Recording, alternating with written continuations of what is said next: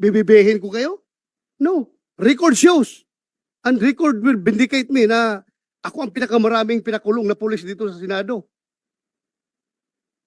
Ako ang pinakamarami. Pero record shows also, kapag nakita ko na ang pulis ay totoo ang sinasabi, ay, by all means, dipinsahan ko rin yung pulis.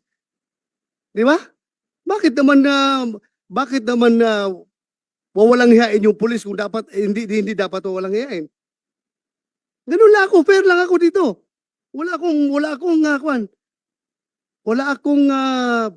akong pinapaboran dito. The most insulting action is for that kasama mo dito, mag-walk out, walk-outan ka.